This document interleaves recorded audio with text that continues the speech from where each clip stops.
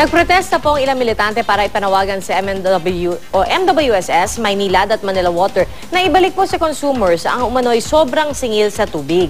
May ulat on the spot si Mackie. Mackie? Pia, nakaalis na ang grupong bayan at mga kaalyado nitong grupo na nagrally dito sa tapat ng tanggapan ng MWSS, Maynilad at Manila Water. At napasugod naman sila dito para ipanawagan na ibasura ang concessionaires agreement, pati ipanawagan na rin na ibalik sa mga consumers yung mga sobrang singil nitong mga water utilities. Alam mo Pia, ito kasing concessionaires agreement na ito raw kasi yung, well, for one, ito yung kontrata sa pagitan ng water utilities at ng gobyerno. At ang kontratang ito ang nagbibigay ng lusot sa Manila Water at Maynilad na maningil umano ng mga bagay na wala namang kinalaman sa tubig. Kamakailan, nakausap din naman natin ang MWSS Regulatory Office at sila rin ang nagsabi na ang nasilip nila ay may mga bagay na hindi naman o wala namang kaugnayan sa tubig, katulad na lamang ng pagsingil sa basic charge ng mga water consumers, ang travel expenses, mga donasyon, pati representation allowance, may mga advertisement at marami pa raw iba na posibleng wala naman talagang kinalaman sa tubig. Maliban pa ito dun sa 15 billion pesos na corporate income tax.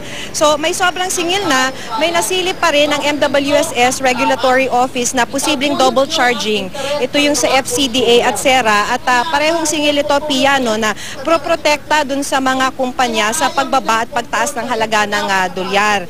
Ito yung mga dahilan, Pia, kung bakit napasugod dito itong mga rallyista. Lugi raw kasi itong mga consumers sa concessionaires agreement at yung sobrang singil naman ay dapat lang naman daw ibalik sa mga water consumers.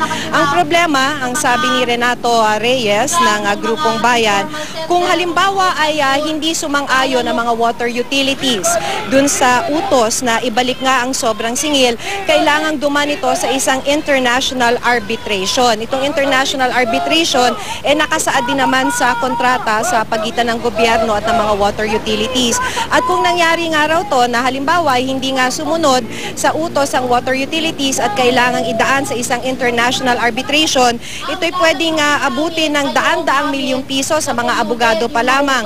At sa kasamaang palad, sinasabi kanina ni Renato Reyes, ay mga water consumers ulit ang sisingilin ng mga water utilities. Papasok uli ito sa basic charge na sinisingil sa mga water consumers kada buwan. Pia? Maraming salamat, Mackie Pulido.